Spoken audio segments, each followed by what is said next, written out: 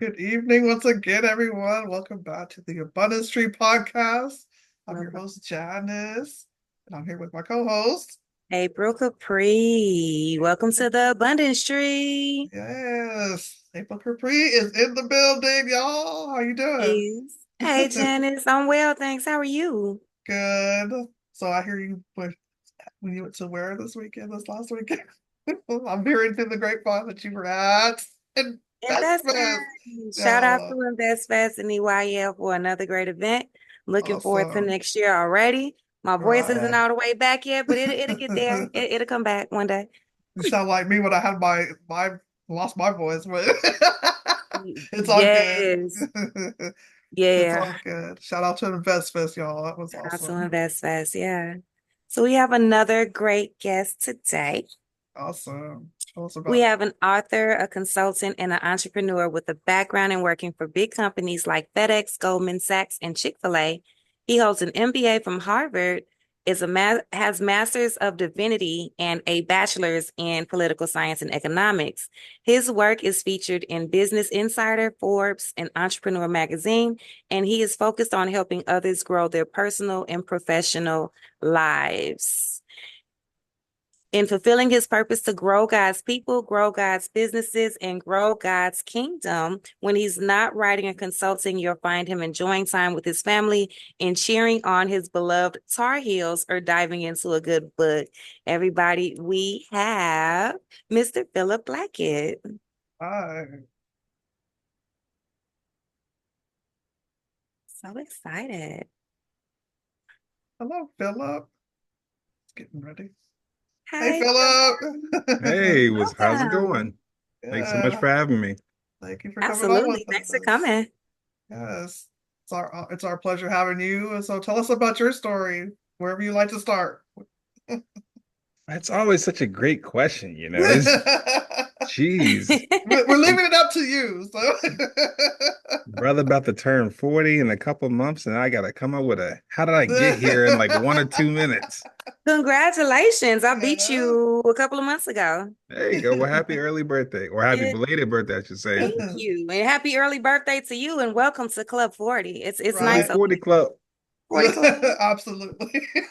Already 40 my 40, so it's all right. It's Oh, all so, good. so, so you supposed to let us in then. You supposed to be open. You left the door open for me. I There left you You it go. I left the open. door open appreciate it. for us. So yeah, where do I start? I guess you start from the beginning.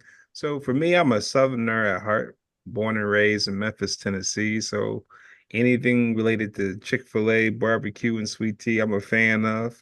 Um, Went to school in North Carolina, majored in political science and economics in college. Went up north, New York City, worked on Wall Street for a little bit, done some corporate gigs, some entrepreneurial stuff. Um, Went back to school, studied business, got married the day after graduation, had twin daughters the year after I got married.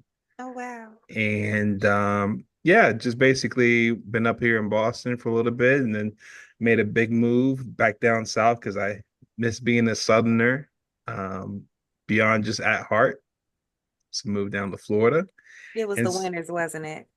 winters definitely had an impact for sure. I realized that it's much harder to convince people to travel up to Boston for the holidays Mm. as opposed to somewhere south like Atlanta or Florida or Texas for that matter. So I jumped on the Southern train and went down that way. And so I think now, um, as I approach 40, I think a lot of people, when you come around that age, and you two may be able to relate to this, you start trying to figure out if this is going to be the start of a midlife crisis or the start of act two or act three. you Yeah. know, if you're into like theater and that sort of thing too, this is just the intermission. And so I think for me, it was just a lot of really just taking inventory of what the past 39 and a half years have been like. And even more so now, looking at it, not just living just as myself, but more so as far as a husband, as a father. Um, what do I want this next stage to be like? And I think a lot of it is thinking about legacy. A lot of it is thinking about What do you want to teach the next generation? And then a lot of it is also thinking, what do I want to be when I grow up some more? And so I think entrepreneurship has definitely been a part of it. Trying to put a lot of thoughts onto paper. I've written some books that I share with people about. Yeah, and I think that's really just what it is about, where it's just like, when you think about success, a lot of times it's one, you keep on moving when you go through the good and bad. And then two, I think to one degree, you're understanding what's important for you now might be different from what it was 10, 20 years ago. Right. And so once you kind of figure out what's important for you at this point, you progressing towards realizing that, that's what I would say is success. Right, that's so true.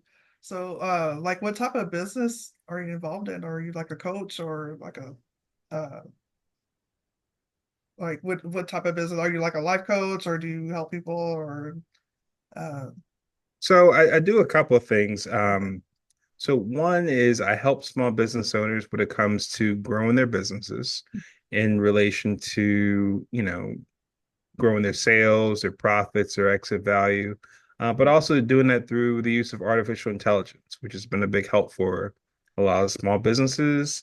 It's also kind of a new thing for small business owners as well, right? So that's definitely one. The second one actually is kind of a new development for me, is really delving into e-commerce, and in particular, opening up my own gift store.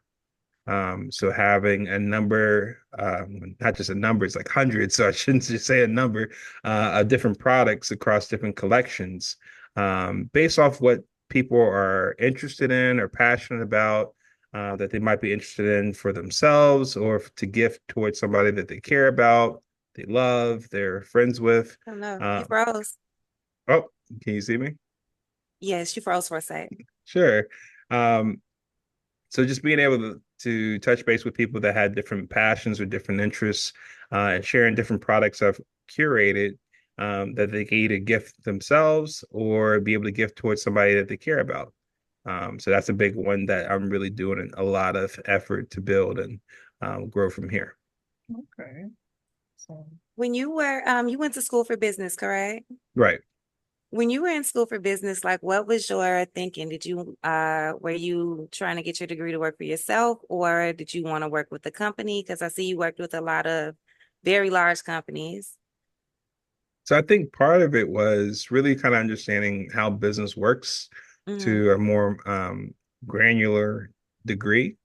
Because I think there's only so much you can learn on the job. And so you're also kind of learning for yourself, like for the people that are higher up, what do they know that I don't know yet? And thinking that business school is going to be helpful to help bridge the gap there.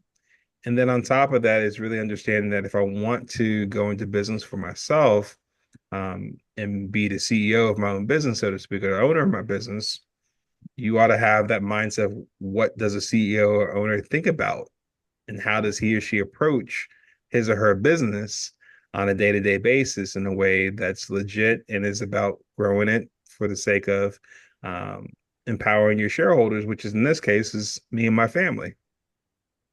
right.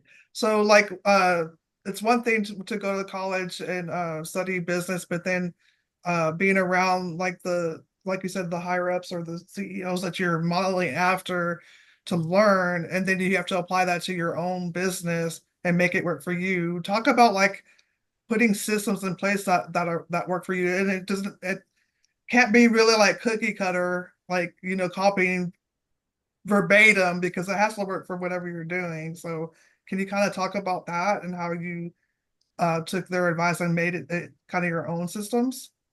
Yeah, because I think part of it, Janice, is that you learn a lot in the books, right? Hmm. Theory and that sort of Yeah. thing, and then you try to apply it. But you try to couple that with real world experience, being in the working world, working for other people, working for yourself, and that sort. And at the end of the day, you have a collection of different experiences, things that worked well and things that didn't work so well. And so now, when you're thinking about systems, as far as to put in place to help your business run well with and without you, there's a lot that you are essentially experimenting, You can definitely take best practices from your experience and what you've learned, but also understand that in the moment, you're going to be testing out some things that, you know, you basically build as you grow. And some things that you put in place now, you may have to modify later on as you get a little bit bigger, a little bit um, wider as far as what you can do as far as capacity. So just being flexible on that is really helpful. But everyone has to start somewhere. A professional starts out as an amateur. Mhm. So when you have that type of growth mindset going into it, then you just take it one step at a time. Absolutely. So, Yeah.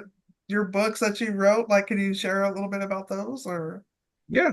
So I've written 7 books. Oh, And the one that I think is getting the most attention right now, it might be because of the time of the year and that sort, but it's honestly a book that I think applies regardless. Is a book called Disagree Without Disrespect: How to Respectfully Debate with Those Who Think, Believe, and Vote Differently from You. ooh, that's a good one, especially Right. now. Hmm.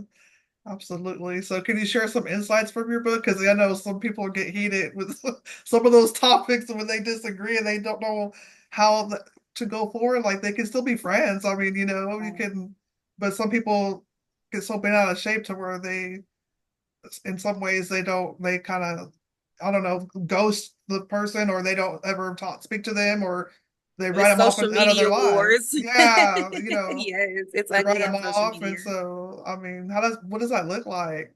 To be able to still be friends and everything and disagree. Yeah, because I think part of it is um, we're being taught one way or the other how to go about working with, being friends with, or being related to people that we don't see eye to eye on everything, right? And so I think one of the things to think about is the thought that disagreement is inevitable. Like I am just talking to you, Janice, and April right now, and I would imagine if we spent like a weekend together, let's say we all went to a certain conference in Atlanta or something like that, right? And we spent a few days together. I can guarantee you 2 things that are going to happen among us hanging out together. One, there are going to be some topics and some ideas and things that you and I feel like we are like kindred spirits on. Like we are just one and the same in agreement on. I also can guarantee you that as long as we're talking to one another, we're going to find some things that we say, Philip, I have no idea how you possibly could go for that. And I'm still struggling how we can still hang out, but I think that we can make it work. But I just don't understand why you would go for that or not go for that. Meaning, we're inevitably going to find something things that we disagree on. And I think one of the big things that comes off to me is a lot of us get shocked when we find things that we disagree on with somebody else. And the part of it is we have this assumption that people think like us. And so we all of a sudden feel like we're having like a head exploding moment when we say, "Oh my gosh, your favorite ice cream isn't chocolate chip cookie dough?" Oh, Right. right? Yeah. But you're kind of so caught up in your own world and thinking that, things are the way that you expect it to be, that when you come across somebody that looks at something different, it's hard to um deal with it, for lack of a better word, right? And a lot of times we're being taught from what we see on TV and in real life, music and culture, that a lot of times what's the quick and easy way to deal with disagreement is just to put down the other person and unfriend them Yeah. or cancel them, block them, lose their number, Mhm. swipe left, call them off in the comments, Right. Right. right? Like one way or the other, we're learning and we're teaching others how we want to be treated and how we want to treat other people when it comes to people having different points of view. And the challenge I have with that is are the ways that we're going about it, is that really the right way to do it? Or is there a better way to do it? Well, I have an opinion about this. So Sure. I Sure. don't I kind of think like people are too quick to write people off and to swipe left and all the things you mentioned. I really think that people need to learn how to have an open mind and hear the person out, like hear their view, and then explain your view. And then if you still disagree, I mean, there's no reason to write the person off. You're just gonna, it's just you don't have to like pressure the other person to believe like you. As long as there's no pressure, hey, you have to believe this way, or you can still like, and but that's my opinion. So I mean, you can still kind of have an open mind about it and kind of try to understand their point of view. I agree with you.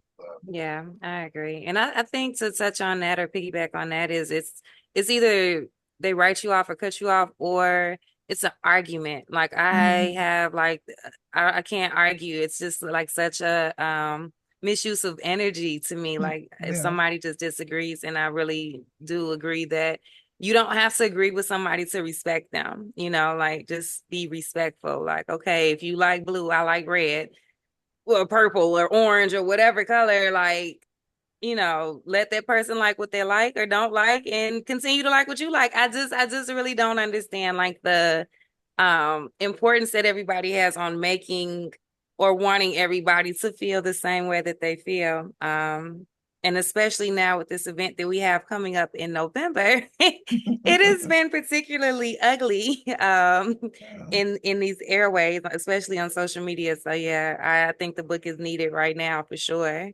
Yeah, because I think part of it is, um, a lot of us believe this lie that, to love someone means you have to agree with them Hmm. mm, and you have to affirm them on everything, right? And one of the things I learned growing up was even from my mother saying, listen, Philip, just because I don't agree with you, that doesn't mean that I don't love you. Hmm. absolutely. And you're talking about a parent-child relationship. That's one of the most intimate relationships, closest of relationships. Like you're seeing the good, bad, and ugly of that kid. And that kid is probably seeing the same for you as a parent, right? So you're inevitably going to see some things that you agree with and things you don't. But yet, and still, if your parent or your mother still loves you, despite that, what does that say? It says to me, at least, that it's possible where you can disagree with someone's views and still respect and love that person in a healthy relationship. And we can take Absolutely. that same sort of concept and apply it, whether it's to a significant other or to a friend of ours or a colleague at work or just a neighbor or somebody you met on the street. Yeah. You can Yeah. still have that same sort of standpoint. It's like, hey, you know, it's almost inevitable. We're going to find some things we agree with and we disagree with. And I can still respect you as a person. We Right. could still be friends, even if you do have an important event that happens in November. You may have a particular person or team or issue that you are supporting, and if I feel differently, that's okay. Because if I feel differently, what's also helpful to think about is me looking at it differently does not come off as taking away who you are, Right. right? I may Yeah. disagree with you on a particular thing, and it might be a very charged and involved issue that means a lot to you. But if I'm able to say, listen, this is not personal, this is not me attacking you, this is me just sharing with you. I just look at this one particular issue a different way. And Absolutely. if you're open for me sharing it with you, we can have a conversation about it. And compare in contrast to a lot of other people that you might come across on a regular basis, I'm content in not having to try to compete with you to try to force you or compel you to see things my way. Absolutely. And if you come up Absolutely. if you come about it that way, where it's like, look, like I'm not here to sell you on this. Hmm. Like I can share with you what did it for me, why I'm this way or why I believe in this. But whether or not you feel the same way as I do, that's not what's most important because this is not necessarily a competition to prove that I'm right and you're wrong. Because what should be more important is the relationship between us. And that part of the relationship is being able to have a setting where we can share amongst each other information about each other, on that particular issue. Why is it important to you, April? Okay, what's the backstory behind this, Janice? Hmm. Okay, here's where I'm coming from. And being able to share that and understand that just having a conversation beyond just in the comments, back and forth, texting one another, like a real conversation where you can see the person, you can hear the tone in that person's voice along with the words and understand that that person is a person, not just some robot, Right. and just understand like if nothing else, even if you walk away agreeing to disagree, just having a respectful conversation to learn about the other person and vice versa, you inevitably strengthen the relationship because So you've true. learned some things about that person and hopefully vice versa that would not have came about if you had not had the conversation. And you wouldn't have had that conversation unless you set the setting where it's okay to disagree and we're grown enough and mature enough to talk it through and still respect and love one another. Absolutely. Yeah, it's super important to form, maintain, and create these relationships with people, healthy relationships. I think it's more important than ever. How do you apply those principles to entrepreneurs or somebody that may come to you for help to grow their business, or what do some of those services look like? Yes, I think part of it is being able to understand, I'm here to serve, I'm here to help, right? And so part of that is understanding what does that person look to do or to accomplish. And so even in that sense, we just talked about as far as like disagreement and that sort of thing, like part of this is celebrating diversity of thought, like creating a setting where we can have different perspectives and ideas come into play and we work it through. Okay. And hopefully, if we're working on the same team, we're saying, hey, you and I share a similar goal that we're trying to accomplish. Let's talk about how we think we can accomplish it together. And you and I may come up with different ideas, but unless we actually put the ideas on the table and look at it together and figure out, hey, let's not try to figure out who's the best person, but more so let the best idea win. Now we set ourselves in a good place where it's like, okay, let's figure out what's going to get us closer to what we're trying to achieve. Absolutely. I think also I think that's why me and April's we gel so well together with our podcast because we put it all out there. We talk about ideas about it, and there's been times where we have disagreed, but there's also been times where even I may not agree or whatnot, but she's opened my eyes to see things in a different way, and then I can come to agree, because I didn't think about it that way. And it's all about strong communication. And you wonder with some of the way people are behaving lately with the issues with some of the November 4th stuff. Do they even know how to communicate and talk? I mean, why are they triggered so much? I mean, I don't understand that. What are your thoughts on that? Being able to disagree with someone without disrespecting them, it's a life skill. Right. Yeah. I think about that the same way I would think about financial literacy being a life Mm. skill. A lot of people would oftentimes say, oh, that should be taught in high schools. Yep, you're right. It should be taught in college. It should probably be taught in earlier grades as well, because this is something you're going to be applying the rest of your life. At the same time, I would also include the fact that you're going to come across people that you're going to work with on teams that you don't see eye to eye Mm. on a particular project. Okay, before you press the panic button and decide to resign from your job, understand you can't run away from that problem. you are inevitably going to come across people that look at things differently than you. So when you get to the point where you understand that that's expected and that it is actually okay to disagree, Mhm. now the question becomes, okay, how do we navigate it? There you go. Because that's the skill that most people don't have a clear idea how best to do. And that's why I think it's a life skill, because whether there's a particular event happening in November or not, you're still going to come across people that think differently than you, believe differently than you, and yep, even vote differently than you. Mhm. But the key is, how do we move forward? How do we navigate with respect for one another?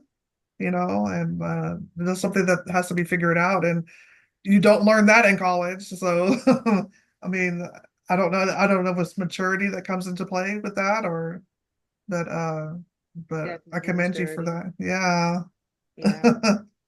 But I commend you on your book. I mean, that's awesome. Thank you. Yeah. So, about the other books, what are your other books? Are they business related? Are they more like, I'm trying to see like what area you consult in. Is it like personal growth too? Because I know mindset is the first thing, it's the first step into really setting forward in your own business. You can work for other people and they can kind of set the structure, but when you have to do that, you're on your own. Coming from experience, the mindset is the first thing to work on. So do you help people like address, like personal development issues to help apply in their business, or is it more business focused? Yeah, so I think there's a couple other books that I've written that are focused more on artificial intelligence. Okay. And so that's a big buzzword nowadays, that's related to business, related to Mm-hmm. small business owners and entrepreneurship, partly because um, a lot of people are trying to figure out what that actually means, Mm-hmm. right? And so, what does AI mean, and what do I do about it? All And right. so, what I try to do in a couple of these books, one book is focused more so on like the working professional, the person who's working 9 to 5 that's hearing about this whole AI thing and what they should do about it and that sort of thing, and whether or not it's a fad, or my manager keeps telling me I need to learn this or apply this, or what is this whole chat GPT thing and that sort. And it's helping people figure out what's a good way to approach that. Mm-hmm. And then there's another book that I have that takes it from the mindset of a small business owner. So you're kind of taking it up a couple levels for somebody running a business, and you see this thing called AI, and you're understanding that you're not the only one that's hearing about AI. Your competition's probably hearing about AI too. So there's a stake in the ground that says, hey, if I don't try to figure this out, could I be in the crosshairs of this from a business standpoint? Because to paraphrase is a quote from a CEO that works in AI, um, it's not AI that potentially is going to put you out of business. It's the business that knows AI and applies it. That's the one that could potentially put you out of business. There you go. Uses So this it's for leverage. Yeah. so it's all the more reason to find out what it is, how you can apply it in your own job, career, or business. Absolutely. I love that you said, is it two separate books? One for the 9 to 5 worker, one for the business owner. I like how you separated the two, because I really think, because I'm still a 9 to 5. I'm a teacher, but we also have our business. I have, and so I could see the how it could be separated into two books. Because I kind of think when I'm on my teaching job, I think so much differently with, and then AI, you know, we have to worry about maybe plagiarism, stuff like that with the students and things of that nature. But on the business side of things, yeah, I could see where we're leveraging it. So, I mean, I like how you broke it into two books. I think it's very helpful. Yeah, because it's almost Yes. like the sense where, I've worked in schools before. You think now it's Mhm. like, as a teacher, you're thinking to yourself, wow, like I didn't think all my kids were that smart all of a sudden, Right. you Yeah. know? Um, but yeah, I think it's partly you're thinking to yourself, like, how does AI play a role in the classroom? Hmm. I definitely don't resent not being in the classroom now because I think it'd be much tougher Yeah. Because I'm trying to prove to myself that I'm actually that smart, as opposed to like, no, you're not. No, you're not. You just put some prompt in and you just got this whole finished product and that sort. Um, but then also just how do you go about what's in your job function of what you do on a day-to-day basis? And you're asking yourself, how can I become more productive, more efficient, um, more profitable for myself and for my employer? And you see these tools around, and it helps to at least be um, curious, to be willing to experiment, to do some trial and error. Um, but of course, you can't do all that if you don't have the right mindset to go with that first off. Right. And I'm sure there's a way to integrate it in the classroom. I'm more of like a coordinator type where I talk to the students about what they want to do when they graduate. So I'm sure there's going to be a way that it can be incorporated in a way to where it's going to be an aid to the students as well. But I think it's very powerful. It's coming. It's here. So we got to get on the bandwagon, right? So, Oh, right. It's yeah. not as if we can go back to riding on horses and carriages all the way No. through. It's like cars are here to stay, and Yeah. computers and this sort of thing. So it's one of these new technologies that seems daunting initially, but once we realize I don't think we can go backwards on this, No. Yeah. then it probably makes sense for us to try to figure out what this actually is. Yeah. We kind of felt the same way when we came across um, an iPhone or a smartphone. Smartphones, yeah. Mhm. I was so used to the flip phone and thinking it was the coolest thing because it could play 99-cent ringtones. Well, Right. we gotten a lot better as far as like functionality of a phone, and definitely better camera than I Yeah. used to have in college with a flip phone, now with a smartphone. Now, very, very few people still use a flip phone because they realize that the smartphone technology is here to stay. Yeah. So Like I I'm said, gonna age myself. It was email when email came out. We were like, "What is email?" So I just same dated myself. thing. But yeah, Same thing when AOL came out yeah, and the AOL, dial dial-up up. internet. So that was like you knew that you were on the up and up when you got dial-up internet. Yeah, And you had to tell people nobody get on the phone until I finish being on the internet. yeah, But that was one of those things too. Like I would imagine, what is email? Why is mhm, this being used? yeah, Is this a fad? Are people going to move back to writing letters, handwritten? Right. yeah, Are people going to go back to the libraries to yeah. find information versus going to some website called Google? Mhm. You know, Yeah, All I good definitely think tools. there's a Yeah, resistance to change, just similar to like how there is a resistance to somebody with an opposing opinion. There is a process, and I think that, you can do it more gracefully, as Janice was saying, with maturity, or, you got to have somebody kind of tap you on the shoulder and say, hey, like there's a better way to, interpret this and handle this and, actually use this to work in your favor, because once you agree with some people or accept change in a positive way, you can definitely make it work for you. So I think that's an awesome way to look at it. mm-hmm. So where can people find you to get some of these cool books you have? Absolutely. So you can definitely go to Amazon. And I Okay. know that because there's a number of books. If I gave you book titles, might be a lot to write. So you can just look it up by my name, Philip Blackett, Philip Blackett. Or you can also go to my website, philipblackett.com, or look me up on social media, whether it's on Facebook, Twitter, LinkedIn, Instagram, or YouTube. Just look me up by my name, Philip Blackett. awesome. Y'all get Awesome. connected. Awesome. So we have a couple minutes, I think, and we have some time. So give us some like more advice that you would tell people. How do you like agree to disagree and navigate? I mean, people are struggling with this, I think, with everything going on. And how can you like promote mutual respect to disagree or even get all the information before you decide to like, go bite someone's head off or jump down their throat about something. Like get all the information because you might have see things the way they do or have a change of heart. And even if you don't, how does it look to move forward without having those? negative instances happening where they're, like I said, biting their head off or, disrespecting each other and things of that nature. Yeah, I think that one of the first things to think about is just, take a step back and realize what we're doing right now. We're having a conversation Mm, about as close to FaceTime of a conversation as you possibly can have, thanks to technology. I would imagine this conversation would be a lot different if we had to do everything via text message. Probably would be a conversation that among the three of us, we might say, I don't know if I want to do this. That's a lot of back and forth. And I think my fingers are going to get pretty tired like 5 minutes into it. Right. But there's something different where we need to have more conversations than comments. Absolutely.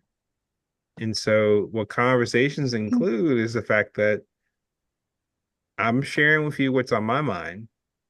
And then I'll also give you time to share what's on your mind. And so, I would not want to assume, but if I could assume, I would say to some degree, I don't think any one of us appreciates being prejudged, right? I think it's helpful for us to be able to share what's on our mind in a way that people, excuse me, try to understand us.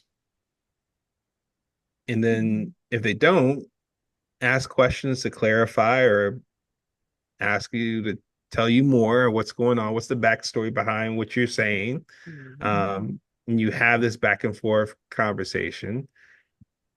And you think about it in a sense as far as like how you would want to be treated in this conversation and say, hey, why don't I reflect that in how I speak with somebody else?